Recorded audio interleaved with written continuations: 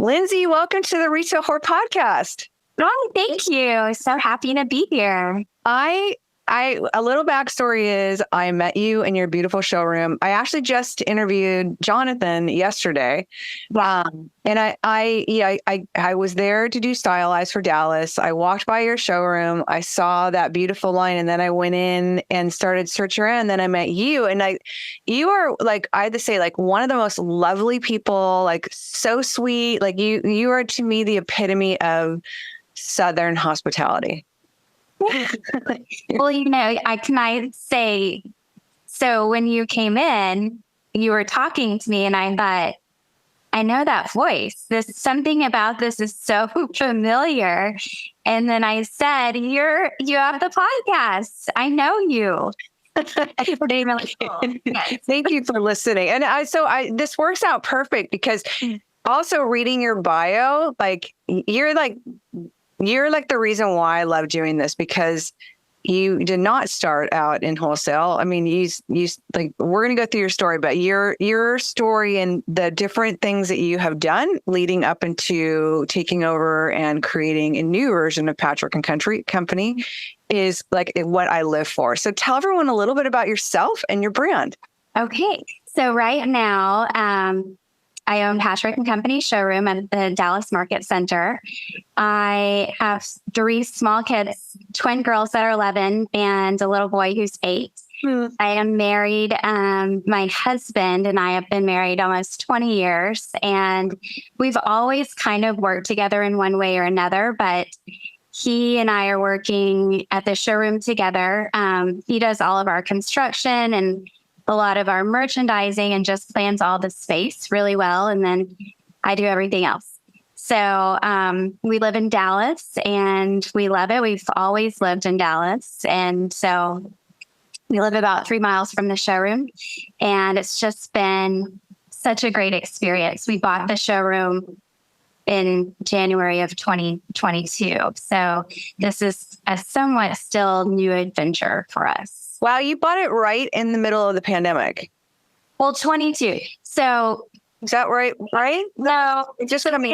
We had gotten out of it, and that was kind of what there was somewhat of a delay, and then once we got through it, and then everything was all great again. We bought it.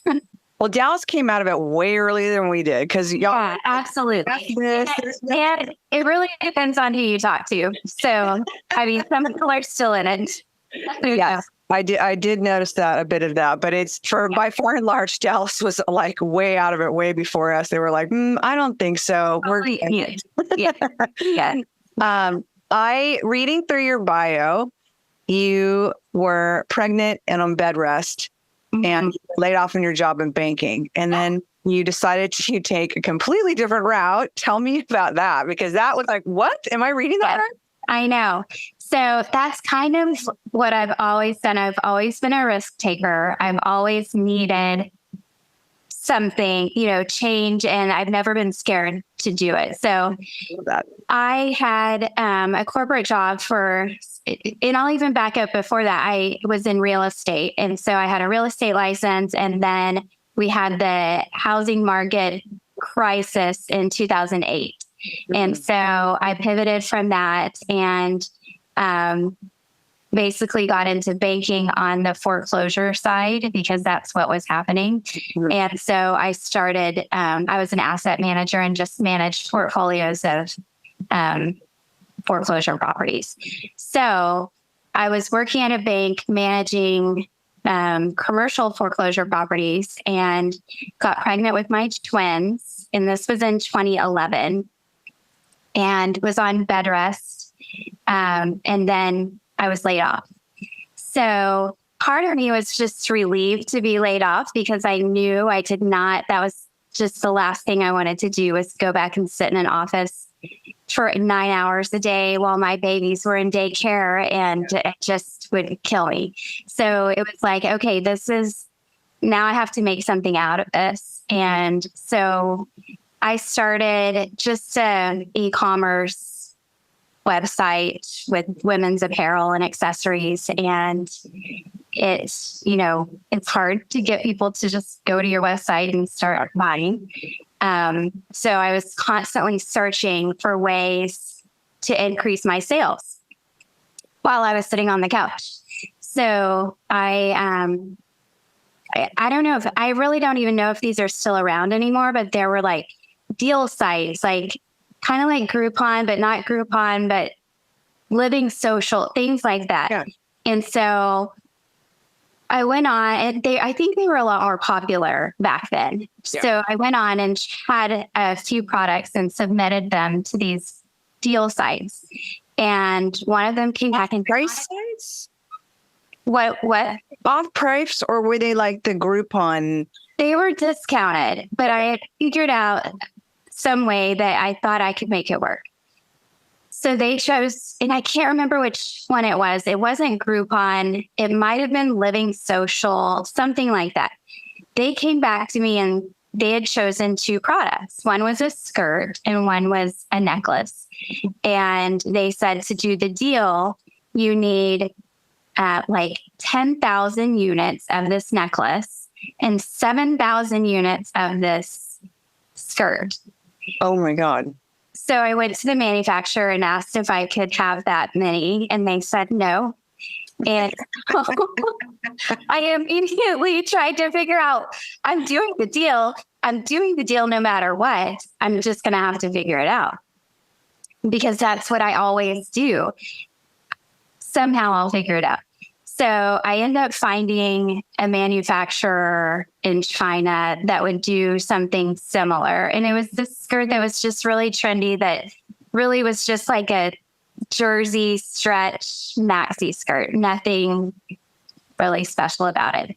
So I ended up doing it. And then same with the necklace. I found something similar and submitted that, and they agreed to that. So I'm putting all this money into manufacturing these items. The deal happens. I don't even sell like 20% of all of this. That was my next question. Yes. Yes. So now I have all of this product, all of my money tied into this product, and it's all sitting in my dining room, and I'm putting that on bed rest. Oh. So it was a disaster, but I thought, okay, so now I'm going to figure out how to wholesale, because that's the only way I can get rid of this product. So I don't even know if this site is still around, because remember, I'm still just on my computer trying to figure everything out. There was a site that was like an apparel site called Fashion Go. And still around. So I went to Fashion Go and thought, okay, I can sell it on here.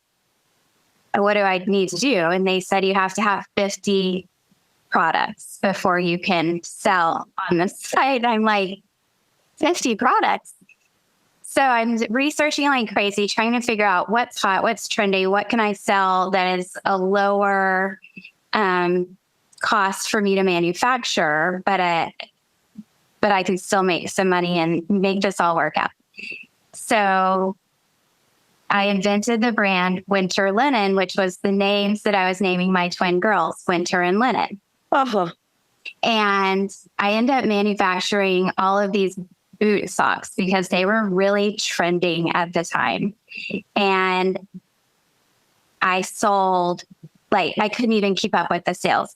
They sold so rapidly, I had to immediately get another space out of my house and hire people. And I'm selling these like crazy. So the first year in business seems like it would have been this horrible disaster. It ended up being incredible. We sold tons, and I kept manufacturing more, and we just kept selling them. I couldn't make them fast enough. And I think the key, looking back now, like, why did I sell so many? And it was Fashion Go. Honestly, I did lifestyle pictures. So I hired people, and I even did it myself, and I would style the picture. And we did these amazing, beautiful photography. And then they were on Fashion Go, and no one else did that. All the other brands are really from China, and they're just stock. And I don't know about now. That might not be. There's still not a lot of lifestyle. It's still, their cover may be lifestyle and they may have models in it, but it's not like a magazine shoot. No. And that's what we did, like a magazine shoot. So, and I think we were the only ones on there that were doing that. And so I think a lot of retailers would see it and they could use our photos. And so it's just easy for them to buy our product and use our photos. And they did really well too. So I have so many questions for you. Okay, number one, I love that you're like, I'm just going to try it because, that's how this podcast started. Like I'm not a podcaster. I mean, I am now, but by complete mistake. It's like, I was doing live interviews in the pandemic, and then I got busy again and went back to it. And then all of a sudden I was like, I miss doing that. I'm going to start a podcast. Like, I have no idea what I'm doing. I mean, I had very smart people behind me that, thank God, that do the heavy lifting, but it's like, I've always believed just jump. And the fact that you did that and how you turned literally lemons into lemonade is insane. But number one, like you go from a banking position into manufacturing, like that is not a normal jump. And the fact that you're doing all this online, just researching from Google is mind blowing. Yeah. And then the factory, the factories that I was working with, I couldn't go there. I had babies. They came to Dallas. So the people that owned the factory ended up coming to Dallas to my warehouse to meet me and see what I was doing, because they're like, what is the deal with all these socks? It was pretty cool. It was a neat thing. That is insane to me. That is like the coolest story I've heard on here. So you had said you were doing great until you weren't. Right. So but how long was the run of boot socks? And did you expand into, what happened to the skirt and the jewelry? Did you end up selling it? I sold them. They kind of trickled, and I ended up, I'm sure, just like rock bottom. Okay. I'm going to ask about what happened to those. But no, like, did you add other items to your line? Yeah, I did. So then I ended up going to find other manufacturers. Really, I went to the sourcing show at Magic to find other manufacturers. And so I found some from India, and we really had kind of like a boho, like three people type style. And so we did a lot of lace and stuff. And so I'm searched because, like you said, I had no idea what I was doing. And you're not a designer. I'm not a designer. I didn't know what I was doing at all. So I would, get these ideas and say, we're going to do this and that. And literally I would get some lace and like a tank top, because then we branch into these top extenders, which were also popular. You wear them under a top and it extends it with lace coming out. So I would get a tank top and cut it, and then find the different laces that I liked, put them together, safety pin them together, and send them to the manufacturer and ask for them to make samples for me. My God, this is literally like, because I was in manufacturing. I've been in fashion my entire life. Like, it is crazy to me that, I love this so much. It's like the ignorance is bliss. Oh, I have no idea, but I'm like, we're selling.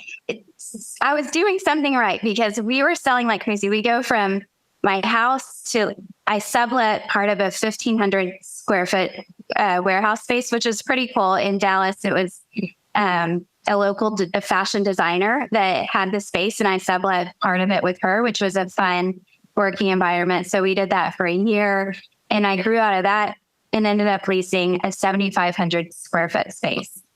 And so we moved there for 3 years. Our lease was for 3 years there.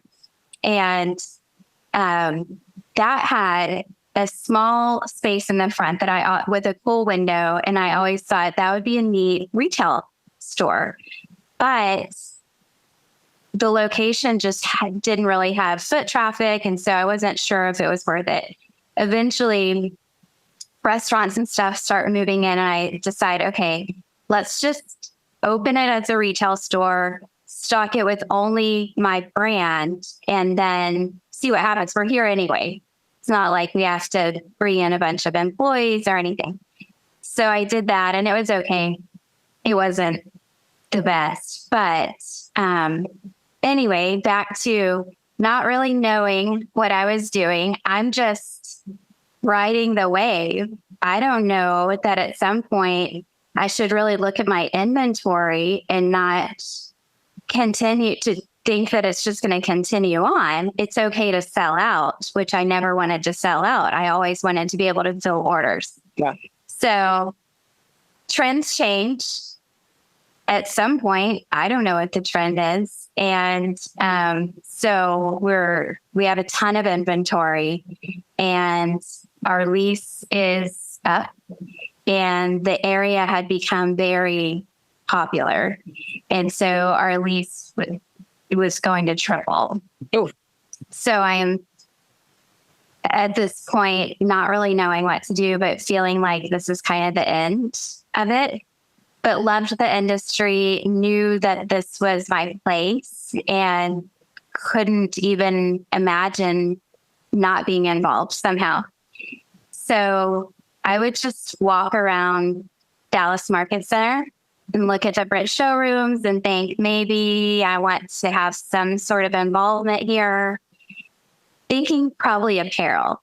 So then I was a temp for a couple of apparel shows just to see what is it like in a showroom. And that's really smart to do your research like that. Like, I think a lot of people at that state would probably be like, I'm too higher up from, I'm already on my line. I'm not going to temp. I mean, that's really, really smart. Well, I needed, and I had done shows. I did all of the Atlanta apparel shows in a temp space, but I didn't know what a showroom was really all about. So that's what I did. And I didn't like it at all. An apparel showroom is very different than a gift showroom. Yes, ma'am. Tell people why. Oh, gosh. Well, the buyers are different. The whole vibe is different. The reps are much younger, typically. It's just kind of wild. It's too much. It's not me. I just feel comfortable. It's funny. My heart is in the gift industry. My background is in apparel. Like, I had stores at Fred Siegel. Like, I've been in it so long, in anthropology. And now when I do the shows, it's like funny because the fashion people are bitchier, like way bitchier. Absolutely. And it's a whole group. It's like a whole group, and everyone has their opinion. Not that gift doesn't have that too, but it's very control. Oh man. And it's, but also though the other, like, because you've been to Magic, like I always say this, and please don't come at me, people. The apparel shows there's so much energy, and there's music, and there's interactive things like ping pong games, and they bring their speakers down to that's my biggest hedge with IMCs. Like, I wish that instead of pushing their speakers into these rooms in different floors of the building, like, Magic is brilliant in the sense that they had Ashley Anderson downstairs in the lobby, the main lobby of Magic, where people are walking by, they stop, they hear you, and they go. And that kind of energy, like Fred Siegel used to say, energy creates energy. Yeah. The gift industry doesn't do that. Like, it's very different. And it is. I've coined it to apparel is like high fashion, Magic is like is high energy, and gift is kind of old ladies and cat sweaters. And it's like I said, don't come at me, everyone, but it's the energy's different. The environment's different, like all of it. But my heart is in gift because it is so much, to me, so much nicer and so much more real than the fashion. It is. That's a great way to put it. It's more real. Yeah. The buyers are very professional for the most part. They know what they're doing. I feel like a lot of times people open an apparel store just because it seems fun. So many. They don't know how to buy. And so it's just a bunch of friends like, come to market with me. Let's go buy. And so everyone's there just giving their opinion. No one's really thinking it through in a business sense. And I think gift is much more of a business. Yeah. And it's still, like I said, my heart is in fashion, but it's still I love fashion. Super judgy and super like, I was on the other side of it, like walking into a showroom with the Fred Siegel badge. And it was like, people like lay the red carpet out for you and like, oh my gosh, and please sit down. And you want it at 90, you can have it at 90. And like, can we get you anything? And then you go in now, me as a buyer for a pharmacy or for some of the smaller stores. And it's like, and your store's where? You sell, it's a pharmacy? Like, it's so fucking judgy. I'm like, I know it's pharmacy, but apparel is our number one item. It's like departmentally, apparel outsells everything in the gift department. But it's such a different experience going to the gift shows where people are like, "Hi, how are you? Oh, yeah, come on." Yes, everyone's very nice, and I just think it's a little bit more professional. But so back to the story, I realized an apparel showroom is probably not for me. And I realized Patrick from Patrick and Company had an open position for the Dallas rep. So we meet and, we talk about my background. It was a wonderful meeting. He was the kindest, most wonderful man. And he said, listen, I want to retire in a few years. And I want someone to buy my business. And I'm looking for someone to hire now, but that can, eventually be there. And so that was really just a verbal agreement, but an understanding that that's kind of where we were heading. And so I took the job and was the Dallas rep. And the person that I replaced was the first rep he had ever hired 30 years ago. Wow. Wow. Yeah. So he founded Patrick and Company in 1991 and grew it a lot from 91 until I bought it. But he, I guess you've heard, he truly is the nicest, kindest, honest person. Yeah, it's a great reputation. So I felt really fortunate to walk into that position. And so I worked as the Dallas rep, and then the pandemic hit. And so we all just kind of worked through that. And then in 21, so we're still in the pandemic times, but everything around here has opened back up and business was good. It's still so funny when I think about it. Go Dallas, I gotta say. So we meet and make a plan that I was going to buy a showroom January 22. So we worked through the year of 21, just kind of making all the plans transition, and ended up hiring someone to replace me. And everything was incredibly thought out and planned. And this was his baby. He was here every day for the past 30 years. And so it was important to me to make sure that I knew what he knew. And I think important to him to make sure that the transition went well. Mm. So then in January 22, when I bought it, we didn't tell anyone. And he stayed on for a year. So eventually through that year we did, but it wasn't like a big announcement. So he stayed on for the whole last year. Wow. We worked together every day. But in November of last year, I added 50% more square footage to the showroom, and we did a major remodel of the showroom. And so January was my first show. January of this year was my first show without him here. No, he was here. He was here for the January show, and then he left immediately after. And we had a big champagne toast, and all of his friends surprised him, and it was just really, really fun and special. Yeah. His wife, Judy, gave an amazing speech. She worked with him every day in the showroom. So it was just really, really special. And I think it continues to be so special. He and I talk all the time.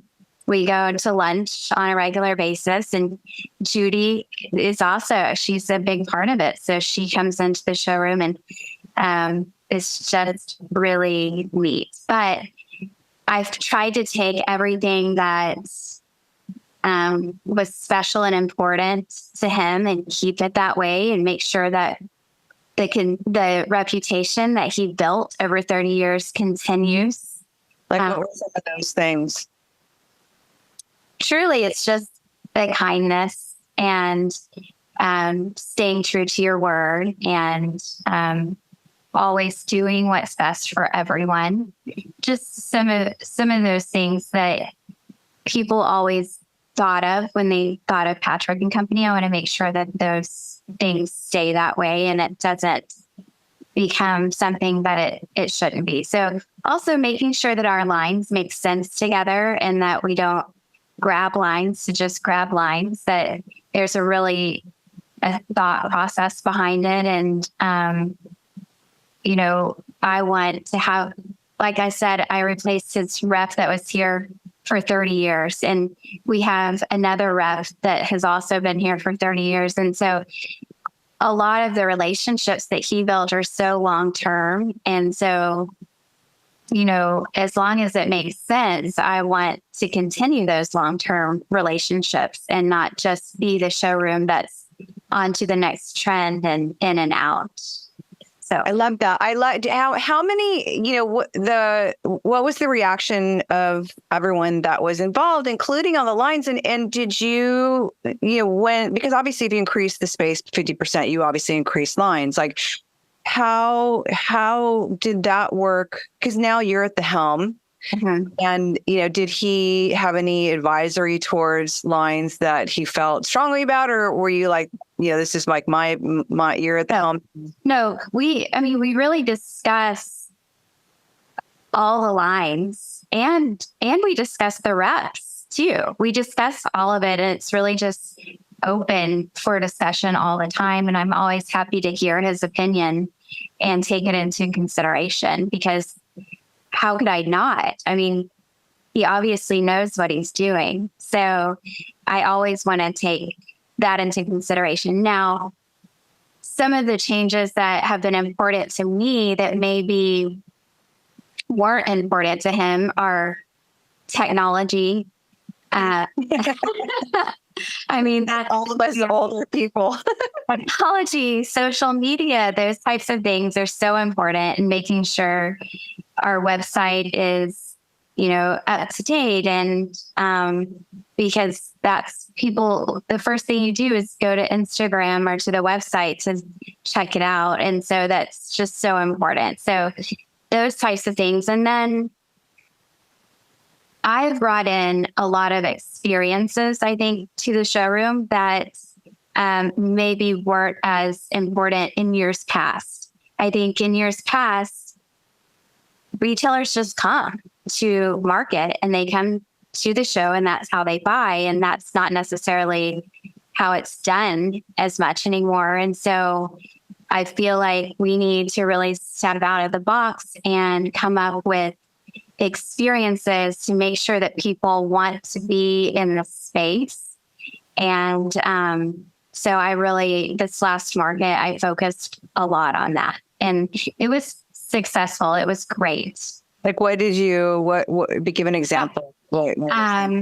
So like our late night Thursday night, for one thing, we started SMS marketing. So I'm like, if we're going to do all of these things, how do we get people to know about them and make sure that they're here? So we started marketing by text, and that was a big success. But I felt like we needed to give something to people in order to, to want to be interacting in that way. So we did a swag bag, and a lot of our vendors donated, and they ended up being incredible swag bags that the first 30 customers who came to the showroom with the code got, and they loved them. And then we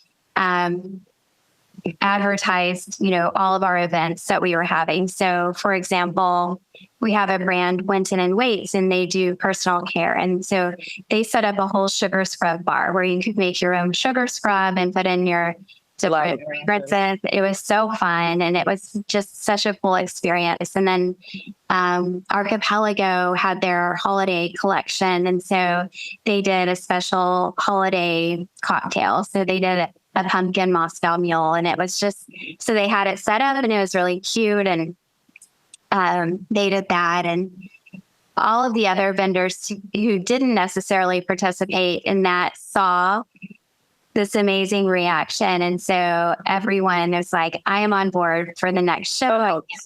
This is going to be so fun. I've already heard different ideas from different brands that are just so fun. And so it was a big success. We had a great turnout. It was a party. And then also Keeper's 40th anniversary, right? And you have their 30th anniversary. Yeah. So they had a claw machine, and which was so fun. So claw. And so they, if you spent a certain amount, you get a token, and you put it in the machine, and everyone got a prize. It might be sunglasses, or it might be $100 bill or a Starbucks gift card or something like that. And then they had, one day they had a bartender come in, and they had a specialty cocktail, and they had special cookies with the Peepers logo on them. And it was so fun. And they're just so fun anyway. But then to have those extra experiences. I love that. Was so great. It was really just a blast. Everyone had a good time. I have to go back to when you were saying, about bringing in technology, and because I've said this in the past, and I hate talking about the pandemic just because it's like, it's such a thorn in my side, but I've said it a lot, is that a lot of, my age, older retailers that have not jumped onto social media, and they're not comfortable getting in front of camera, and they don't have a website that's consistent or is even entertaining, or, that looks good. I had said the pandemic had a very swift way of exiting out a lot of those people who were not willing to do this. And still now it's like with retailers I work with, and it's like, we've had Crystal from Crystal Media on, and the importance of getting in front of the camera and being on social media and creating posts that are both engaging, but also to have yourself there or somebody from your company, because that's who they connect you. And Right. So much of that generation is not comfortable with it at all. And it's the biggest, I feel like the biggest hurdle for people to get over. So it's really, I love that was one of the changes, obviously, that. Well, and it's still a work in progress. I would not say we're the most technology savvy showroom by any means. But I know it's important, and it's on my radar, and I'm always open to whatever is next. And so I know that I need to learn about it. I need to be on top of it. And we have to do it, because there are other ways now for retailers to buy. And so we need to stay relevant, and we need to not only will we always have the personal aspect of what we do, because we have local reps who go in and meet with these customers, and there's this great relationship that has been built over years. And I think a lot of times retailers look to our reps for guidance about, and so that I think will always be there, and it's really an important part of what we do. But we also have to catch the retailers who don't necessarily want as much personal connection. And I think the younger generation of retailers, it's magic. I really see the younger generation, and it's very different on how they handle business and how they do the shows, and they buy very differently and they sell very differently. And it's really, I think that I love that you're open-minded and you keep your ears out and your eyes open to it, because again, that same mentality of like, I'm not getting on Instagram is what stops, I think, a lot of people from, getting that generation of stores, because it is now, I mean, I don't know how many people know about, I knew about it a while ago, but TikTok has its own selling platform now. Like, I know. Influencers are, and I knew about it because my friends were on the beginning of it. They were part of the testing of it. Okay. And just how influencers are, I mean, we all know influencers sell, but now to have influencers on a platform that they build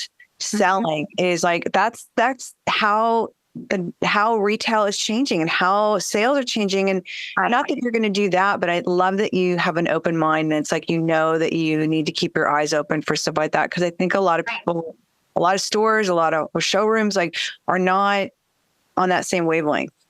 Well, and then along those lines, influencers, that is who is selling products. I mean, that is how everyone is advertising, through influencers. And so, kind of how we met. You were in the showroom really as an influencer.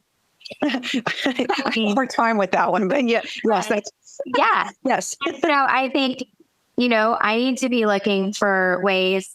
How do I get involved with working with influencers, and just to make sure that we stay broad and not just down this narrow path of this is how we do business and this is how it's always been and this is how it will stay, because I think that's when, things die, really. Irrelevant. Like, you stop changing. I mean, Fred had always said Fred was always like, change is good, and stop looking in the rearview window about what you did do and really look at what's ahead of you and what's new and what's fresh. And so I've always kind of kept that mentality of like, change is good, change is good, change is good. It's always been like, I want that as a tattoo, actually. Yeah. I feel the exact same way. I have to talk to you about your husband doing your build out, because I haven't been to Dallas in like literally probably, I think I told Cole, who brought me out there, I think I said it's been like probably 15 years since I've been to that building. And so I don't remember what Patrick and Company looked like before, but I can tell you right now from a design scope, it's like, it is so well done. And then to hear your husband did it, I was like, okay. And then it's like so lovely to meet him. And then now hearing he's also one of the people merchandising is so impressive. Cause I think I told you, Dave, my husband, works for me, and he built out a lot of Matt's showroom fine lines. And then he does all my building for me for sales producers and sales spaces. But I love did you guys come up to the design together? How did that work on how you wanted to take the brand in a new direction? Visually. I think we've always done this. It's like with our houses or different things. I have a vision, and somehow I can tell him what my vision is, and he is able to create the vision, but do it in a way that works. And so I think it gives me the creative ability to actually, I can't draw it out. I can only just say what my vision is. Really agree. Show him some pictures or color swatches or whatever. And then he is able to actually map it out and say, great idea here, but this is what would work better. And I'm like, amazing.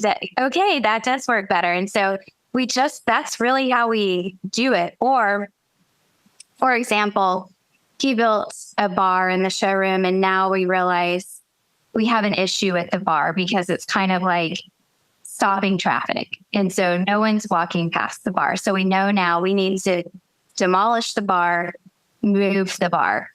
So I'm so lucky that he's able to do that, and it's not crazy expensive, And so that's what we're going to do before the next show. We're getting rid of the bar, moving it. And so then I'd have an idea of what lines need to be around the bar and kind of the flow. And so we talk about that, and then he maps it all out and puts it together. I love how we work together, and it's always been really fun. In fact, we just yesterday went to look for wallpaper because we both love wallpaper. So we're like wallpaper shopping, trying to come up with ideas for design of the bar and the back wall and all of that. And I love that. I understand the part of like, no, I will sketch out things. I'm not an artist. So I'll sketch out like I did Furbish's space in Matt's showroom, and I wanted a fixture that would hold the linens and then also have fold down space and shelving. So I drew something out and I pulled a couple pictures off of Urban Outfitters is brilliant on doing fixturing. So pulled a couple pictures from Urban Outfitters spaces they did and then gave them to him. And then he is like so good at speaking Michelle because he just comes up with it because I make him crazy. And it's funny because Tanya, who heads up Matt's space, is very specific. I want a shelf at 25 inches. I want to be, and I'm the one going, can we just put it about here? And he's right here. I'm like, here. And then maybe about that much space. And he's like, oh. Dusty's handing me a tape measure. Like, can you use like some numbers? I'm like, no, just right here. Oh God, I love you. That's literally, because Dave listens to all these, and then Dave is going to be laughing because it's literally, and because he's so used to Tanya, and and even when she and I work together, she's like, where do you want shelves? And I'm like, right about here. And she goes, God, you really do this. I'm like, I do. Yeah, it's so refreshing to hear. I'm not one to do. Do you guys, since you work together, obviously, are there any situations where you run into where there's that friction or where you don't agree? And then how do you carry that at home? Because all the time. Yeah, I mean, absolutely. And I guess, it can just be like a bad day or forgetting to be as respectful as you should be to the other person. Honestly, I can snap at him or he can snap at me, and then we stop talking for a few hours. And, but then, we have 3 young kids at home. So we really have to just get over it and move on because our lives are so busy. We have to keep moving. And so either we need to drop it and just forget about it and move on, or talk about it. But most of the time we just drop it. Love that. It's somebody asked me that Dave and I are supposed to do, because everyone knows Dave that listens to the podcast, because everyone either knows Fine Lines or knows my stuff. And so everyone has asked, like, will you guys just do a episode together? And then some people send in questions like, what do you do when you don't agree? I'm like, oh God, do we have to talk about this? Well, Dusty's like, just now, because I left home to come to the showroom because my house is way too noisy to do this. And he's like, well, don't you want me to come with you? Yeah. And I'm like, no, absolutely not. He's like, well, I can tell so much about how I put these shelves up. And I'm like, no. I love your guys' relationship. I mean, it's so much of it obviously speaks on how you feel when you go into your showroom. I mean, it's very, very, very clear. And I love that you're here telling your stories, because it's like, I think it's so relatable. And and it's also, it obviously is what makes the showroom. And it's so incredible to hear this from you. Thank you. It's so important. And I do want to say, like, the vibe in our showroom, the energy that you feel, I want every single person, whether it's a retail buyer or it's a vendor or a rep or whoever walks in this space, I want them to feel it and want to be here and feel comfortable and just want to be in this space. And I think that all goes to making sure we have the right people here and the right mix of personalities. And it just has to be that way. So when I'm talking to brands, I always bring it up. Like, we get along. There is no drama. Everyone helps each other. And that's just how we work. And it's so important to be that way, even though it may not sound important. It is. It 100% is. I can't let that go. If there's someone that's just not vibing with the space, I really don't want them here because it messes it up for everyone else. And I just don't ever want that to be the case. I love that so much. I mean, like I said, it's very clear when you go into your showroom. Right. So what does the January show look like for you guys? Are there any changing and exciting things you talk about? Not that much I can talk about yet because everything's kind of a mess right now.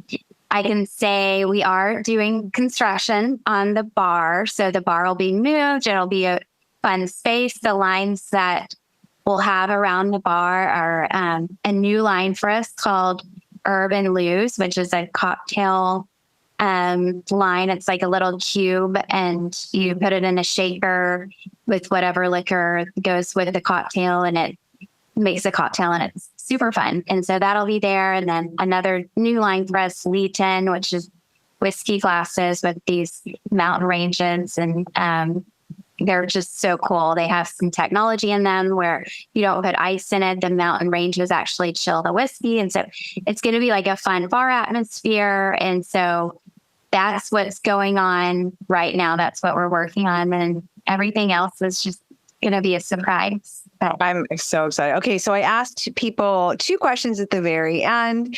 You are obviously very creative. Your husband's very creative. Where do you both find inspiration?